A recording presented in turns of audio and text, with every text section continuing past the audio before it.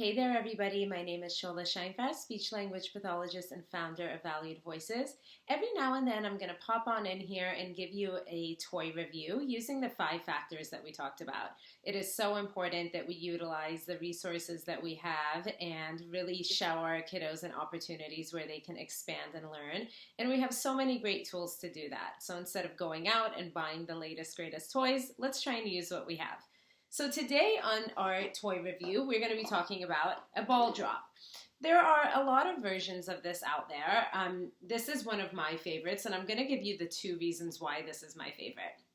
One of the reasons is that it has this closing of the slide. So the kiddos can't just grab the ball when it's coming down the slide. They really have to watch it. And so I love how it has this enclosing on the slide. And another reason why I love this particular ball drop is because it also has a door that opens and closes and catches the ball. So a lot of great language opportunities for that, which we'll get into in a bit. I purchased this off Amazon. If you'd like me to send you the link, go ahead and drop a comment below and I can get that over to you. So now let's get into the 5 reasons why I love this toy, going on the factors that we talked about. So factor 1 was how many language opportunities are embedded in a toy. So I'm going to go ahead and give you a couple here. If you ever want more ways, you can always email us at info@valuedvoicestherapy.com. So I love this for a lot of reasons. Again, as I mentioned before, it has this open and close door. So that's one way to target language right there. You can have your kiddo express to you open. And again, they can do that verbally. They can do it through gesture or through sign. So we open and then the balls come out. Out, and then we close. Another great way to elicit some language with this toy is colors. So if your kiddo is at the 1 word level and they're just using the word ball, then you can hold up 2 and say, which one do you want, blue ball or white ball? Always keeping in mind that we want to make sure they know their colors and understand the concept of color before we're asking them to produce it. So you can, again, present the colors, have them touch, or have them label. Once they label, white ball, a great way is matching, so they can match. White, in. So again, another concept, you're targeting in. Once all of the balls are on top or in, you can have them request the hammer, or they can simply push with their hand, and you could target push. Push ball. Down, out, push ball, down, out. If we want to expand our language a little bit, push yellow ball, down, out, push blue ball, down. Uh-oh, it's stuck. Let's open, close. So you can see that there's a lot of language opportunities in here. Kiddos can comment, they can request, they can answer WH questions. So if you say, what ball do you want? Where should we put the ball? Where is the ball going? So there's a lot of language opportunities in this one simple toy, which is fantastic. We always love when that happens. Factor 2 is how many learning opportunities are embedded in a toy.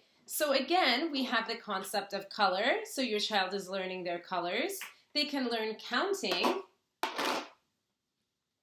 putting the balls in on top, and then counting 1, 2, 3, 4, taking 1 away. How many do we have now? 1, 2, 3. So colors, counting in numbers. We are also working on matching. So you could see how the white ball has a white ring. So we're working on matching. And we can also target a lot of spatial concepts here. Again, talking about in and out, the action of open and close, and then the concept of down, and maybe even trying up. So ball goes down, and then you can say ball goes up, in. So many learning opportunities with this as well. If your kiddo is at the reading and writing level, you can have them match the word to the color, so red ball, and then have them write out the word red or match it to the written word. Super fun ways that we can target learning in this activity as well. So the third factor that we talked about is how many modes of communication can we use with this toy. We've already touched upon a couple earlier in this video, but I'm going to go ahead and review those with you now. So we talked about how our kiddos can use their verbal expression to label, to comment, to describe, and to answer questions. Another great way is using signs and gestures. So your kiddo can gesture open and close, they can sign for more, and they can gesture for wanting to put in or pointing to the object that they want. Another great way to utilize communication here is through the use of picture symbols. So you can get out picture cards of the colors of the ball, so blue, yellow, red, and white, and then have your kiddo exchange the picture with you. If you want tips and suggestions on how to create those picture symbols or want us to send you some, you can always drop a comment in the box below and we'll be happy to do that for you. The fourth factor that we want to consider when we're selecting a toy is how many senses are incorporated into the toy. So we have our 5 senses, and this one incorporates quite a few of them. So we have our sense of sight. We can see the balls, and then we can see it go down. So we're visually tracking it. We have our sense of hearing, and again, we have that auditory component. So we're tapping, we're hearing that, and then we're seeing the ball, hearing the ball go down as well as seeing it go down. And then we have our sense of touch. You can see here that there's some grooves up here, which is another reason why I love this toy. Some of them are just solid. This one does have the grooves. And then on the hammer, I'm not sure how well you can see it, but there are little stars on here. There's a star up here that you can push, and then you can also feel the grooves here when you're holding the hammer. It doesn't have a sense of smell, and it doesn't have a sense of taste, and that's okay. We don't want these objects in our mouth anyway, so that's fine.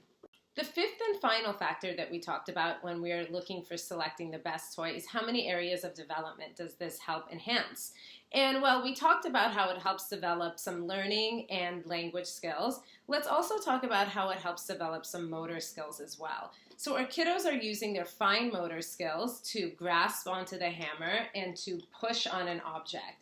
They're also using their fine motor skills to catch the object as it comes out, and they're also using their motor skills when opening and closing the door.